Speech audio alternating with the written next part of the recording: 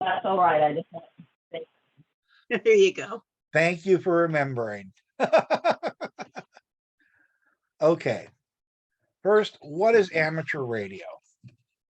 At its heart, it is one of the most hands-on hobbies that there is, and it's the most powerful communications service that is available to private citizens within the public.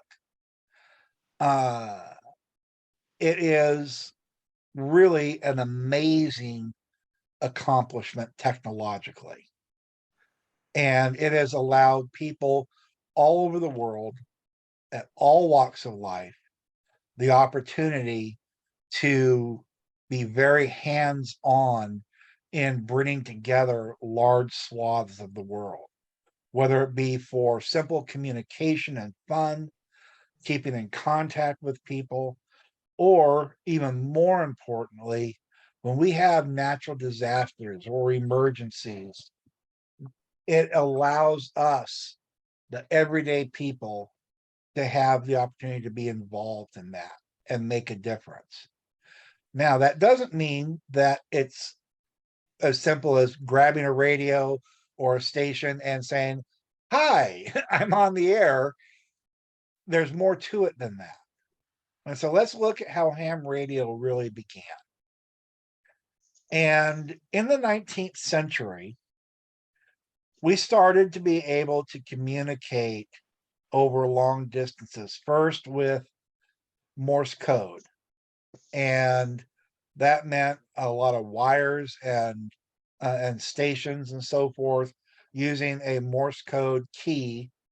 And it was effective, but finally they started getting to where they wanted better communications that are out that allowed for voices to carry over.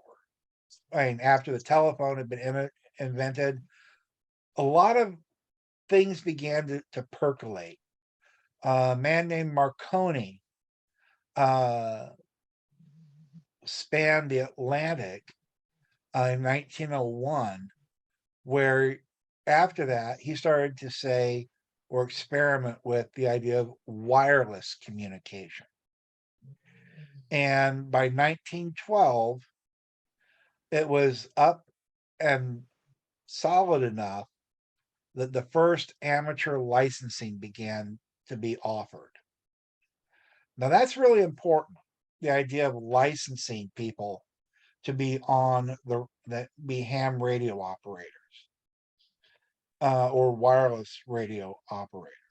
And the reason is, in many ways, because regardless of how many people it can support within the wireless realm, there's still going to be limits. And that limit is the bandwidth and how much bandwidth is used. So they had to split apart the bandwidth to have for different people, different operations, and different organizations. And so the idea was, all right, let's license people. And people with a certain license have this amount they can use. People with the next up license adds a little bit more. And then you go to the extra, and it's all the privileges available within the ham radio setup. And eventually the question became, all right, now that we have this and all that, who's going to administer it? And along came an organization set up by the US federal government called the FCC. Now, right now, we are talking about the United States. And that is, for our licensing purposes, that is what. You okay, Debbie? Yep, I'm just very tired tonight. I'm sitting here trying to Oh, wake no up. problem. It Sorry. looked like you were having real problems, and that's why I Oh asked. no, I'm like, wake up. Okay. We're talking about the US because that's where our licensing is. And while there are some international things we will get into later on, for right now, we're looking at the origins of the licensing and how it's grown, who administers it, and what are the opportunities. Okay. But the FCC is really important because they set the regulations and they also are involved in enforcement. There may be a time where something's not quite kosher with the FCC, and they'll send a couple of suits to your home and say, we're the FCC, we want to check your books and check your usage and all this stuff. And that's one of those times where it's like, you aren't going to win. They will see what they want to see. Or you might find out you won't have much of a license left or the ability to use your equipment left. I mean, just a whole cascade of miserable things because the FCC has that authority. So remember, one, your license is going to be from the FCC. And two, when the FCC comes knocking, there's generally a pretty important good reason for it. And you're not going to get out of them checking things over. So be aware of that in anything that we do. But in 1934, the FCC and the country set up what's called the Amateur Service, which is the proper legal name for amateur radio. And since 1934, it's expanded both in size and its capabilities. So really, we've had ham licensing rate privileges and licensing and all that since 1912. The very year the Titanic went down, we started getting ham radio licensing. And so it's really important to understand that this is not something new. Licensing is not something new. And it has become a worldwide item that when we get involved in it with our licenses and so forth, we're involved in something really special.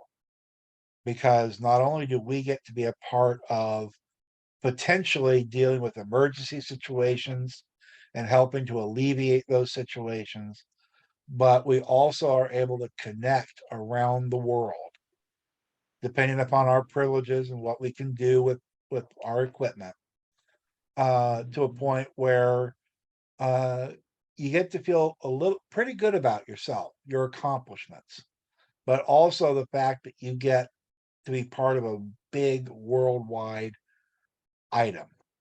And it's really very interesting. Amateurs drive a lot of innovation. And World War II was a big piece of that, where more and more electronics and radio began to be looked at as a genuine profession, not just a hobby, like a little crystal radio set, for example, but a real profession. You see handbooks and all that about electronics, about radio, and so forth that were complex, that were wide ranging in what it dealt with, rather than open a thin little instruction manual to create your own little crystal radio set. Here it was talking about principles of electricity and electronics and how it all comes together and works. And so amateurs have really been a big part of the growth of radio. And amateur radio became much more than just a hobby. Are there a lot of people out there who use it merely as a hobby? Yeah, absolutely. But at the same time, it is still a big, big membership in that community. It's also merged itself with computer technology. It's entered the digital age. A lot of people that are in ham radio still stick to the old style transceivers and receivers and repeaters and all of that. Well, now we have a lot of digital formatting and digital equipment. And so a lot of it's up to you what you want to do with regards to the technology that you're going to put into it. But you have a lot of different options. There are a number of levels of radio that you can choose from, different quality of radio you can choose from. But just remember that it leads communications technology development in many, many ways. Even though people think, oh, the internet's the big deal and all that. If we look at what ham radio does, we got to ask ourselves, what's going to happen if our internet goes out, our computers go out? What's that? The radio. It's just like Bob was saying a couple of different times where, yeah, you may not like my radio right now because it has an antenna up that you see and stuff like that. But when you have a dire emergency, your phone's out, there's no cell service or anything like that. You're going to like my radio a lot when I can call for an ambulance for you, or I can call the police if there's major problems in our area, and all those good things. And then it's like, oh, the radio is really cool then.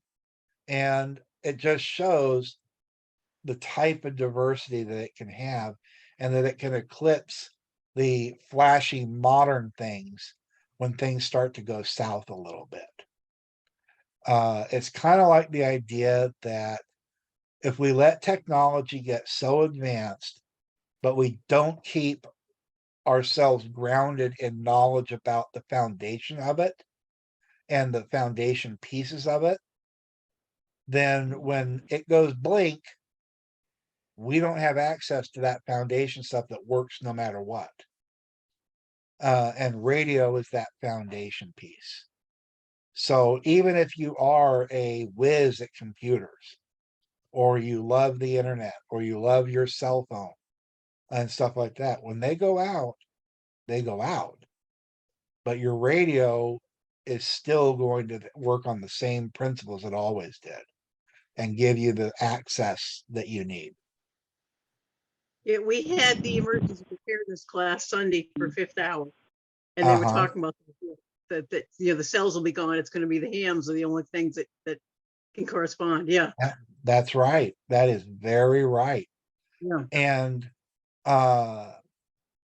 before Bob got us into this, even though I knew exactly what a ham radio operator was, and I knew some of the history, I'll profess total ignorance about just how vast it was. And so I'm fascinated by this because to me, it shows a couple of things. First, the creativity of the human mind to develop this, and those that stick with it, develop it further. And then the second, I always love creativity. And I have my student that did really well at state. She had a speech called about creativity. And at the end of it, she challenges the world, she challenges all of everybody in the audience to go out there in the world and be creative. Because if you do, you're the type of person that's going to go out and change the world for the better.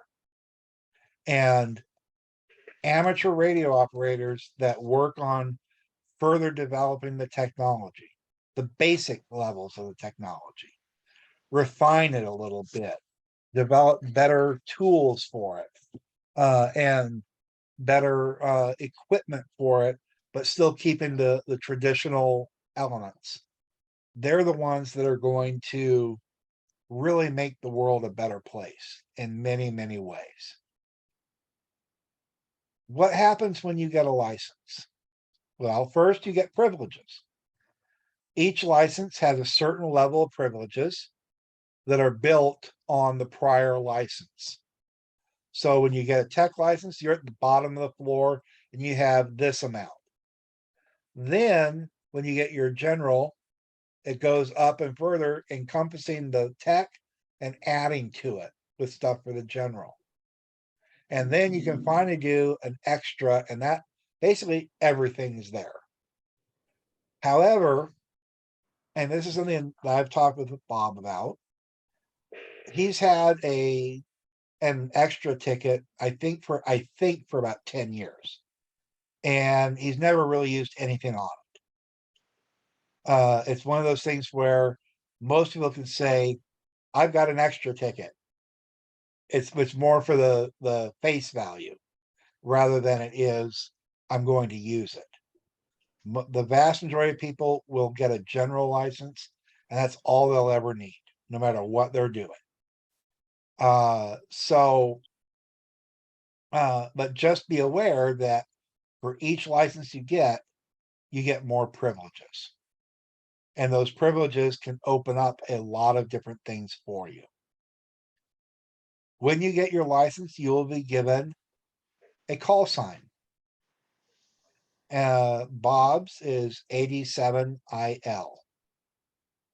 And if it works out right, he's going to be 84IL when he moves to North Carolina. As we'll get on in later in the book, different areas of the country have different regional numbers. Oh, The okay. region that we're in is 7. Over where North Carolina is, and South Carolina and Maryland, that's 4. And so when you move and you permanently move to a different location, a different region, you have to let them know, and they will either assign you a new call sign with the proper regional number, or like in Bob's case, he checked, he said right now AD, and then 4IL is available. And so he should be able to get it if he wants to. Well, see, I thought, didn't he tell us that once you get your number, that's yours for life?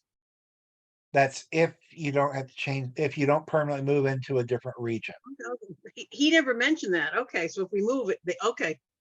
Yeah, if you go to a different region to live, I think you're expected to get have that change, at least if it's available, with everything else the same. Just change that region number, and then you're set.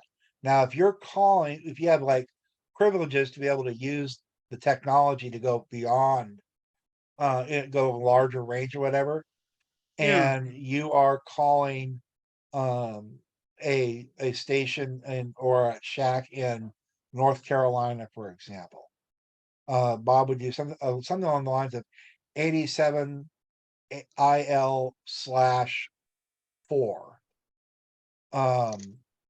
Basically saying I'm in region 7, but calling for a station in region 4, something like that. I think that's the way it works.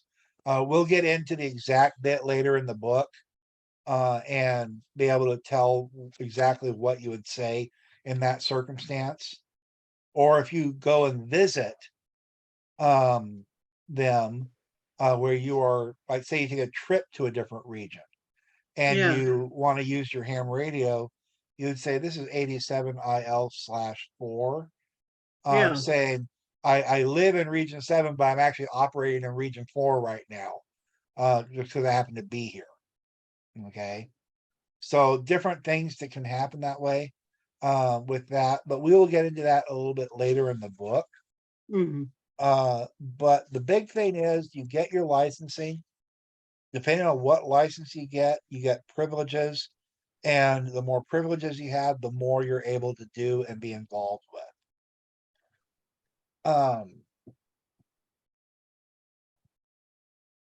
it's important to understand that as a ham radio operator, because of all that you could potentially be doing or be involved in, there's a number of different things you actually end up doing. You talk. Well, that makes sense. You're on the radio, you're going to be talking and giving and receiving information. Uh, you can use digital codes to communicate by connecting a computer to a radio. So digital information can be sent out over the airwaves. That's called byting, byteing. You send information. And finally, you are able to build and repair your own equipment. You can learn that over time. And you can watch, because there's ways in which you can exchange pictures and video. And all of that just adds to why ham radio can be so interesting to so many different people. There are kids that get ham radio licenses, teenagers, even younger, I think, in certain circumstances, if you're given permission by a parent or guardian or whatever. But the really cool thing is that it's a way to connect with people, both in terms of over the air and on the radio, but also in clubs and organizations and get-togethers, practice sessions on emergency situations. But you all have something in common. You're amateur radio operators, hams, and you all go through the same thing to get there. It's that common bonding element. And it's something that in many ways keeps this world from tilting over the edge, in a sense, because at its heart, if you're a ham, you're a part of making sure that people are safe. You're a part of the plan and the organ and the opportunity to make sure people are getting by each day. Say you haven't heard from somebody in a few days and you're a little bit concerned. Calling them up on a radio is a great way, or somebody nearby them. Say, hey, I haven't heard from so and so in a while. Could you possibly check on them? Wonderful ways to really be doing things. We'll get to this once we all have our licenses and stuff like that, and our little radios stuff. But Nancy brought up the idea that once we all get licensed and we have our own little sets, that we work on having a once a week check-in, just one to play with the radio, but also just to say hi and make sure we're all okay. And I think it's a pretty cool thing outside of just our Zoom meetings and things like that. And so of course that's something we all have to talk about and kind of plan for and get something set up. Vic Pettyjohn from the North Bend ward is willing to help us out with that. And I'm going to have, when we do the general class, I'm going to be having him come in and talk to us about making our own antennas, little antennas that we can hook up to our handheld phones if we have a Okay. handheld and stuff like that. And so he's a great resource, great person to visit with. And so he's going to be a part of that process for us too.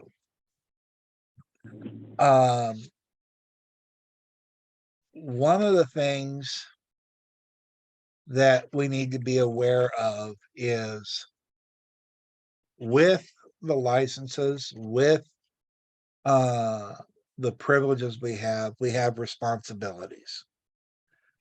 And there are different types of radios. We have handhelds now. We have some that are just receivers. They don't transmit. But for us, we're looking at primarily getting licensed to actually do it all. We each different service that we have, like Citizens Band, Marine VHF, Family Radio Service, Multi-Use Radio Service, they all have different ranges.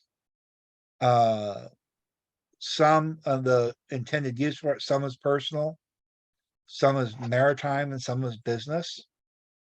And so the range of what can go out over it alters for each one. On 1-11, page 1-11, you see a little table with that, for example. But just like Citizens Band, that's CB radio. And so forth. So we, on the other hand, are ham radio operators. These are all excellent types of activities and uses and so forth. But ours is very specific. And so one, we have to get licensed. We have a government organization or agency, the FCC, that administers all the different radio signals that are transmitted in the US by US radio stations. But as a result, they also have to make sure that the bandwidths are safe. There's not interference from different sources coming in and bleeding into the different things.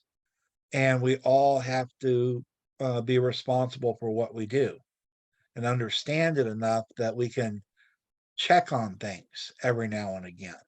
Make sure that we're doing it right. Make sure that our equipment is properly set up and properly working. But in terms of the license, you will go through the same basic thing for each license. Tech, you basically, we're doing what we're doing right now. It has its set of information, and you take a test. It's only 35 questions. You got to get 80%, and you're good. General, it's the same basic information, but it's added to it. And as a result, it's a little bit harder, a little bit more in depth, but same thing, 35 question exam, 80%, so pass it with 26 or more. And then finally, the extra. That's where you get a lot of different types of information. It's very complicated. It's a 50 question test, and you have to get 37 correct. You ready to work on practicing for that one, Deborah? I don't go by Deborah ever. Okay, I'm sorry. I My am bad. Yeah, I my couldn't mother. resist. I am sorry. I am literally falling asleep. I am so sorry. I am so tired. That's all right. Pretty much, I've gone over everything that we're going to cover with this chapter. We've talked about how to get the license, what it is, different types of licenses. We've talked about different uses for amateur radio, how it's developed over time, going from Morse code all the way up to the digital data formatting and all that right now. Not in depth, but just generally what it is and how it's developed. So I think we've covered pretty much what we need on chapter 1. One thing I would suggest is keeping a good running knowledge of the table on 1-22, the US amateur bands, which will let you see what license you need to operate within those bands. Doesn't necessarily mean that's going to be tested on, completely, but still, it's nice to know because say, for example, you're set up on a certain band on your radio and you're like, oh, I can't do that because that's not part of what my license covers. So this is a nice chart to have. So I'm going to leave it at that for today. Like I said, this is a shorter chapter review because it was more of an overview chapter and an intro. The next chapter will be a little bit longer and a little bit more complicated, but we will get through it. Any questions before I sign off for the evening? No, you did a really, really good job of, literally outlining everything in this chapter. Okay, good. Thank you. Good job. Thank you very much. Okay, well, I'm going to turn off the recording now.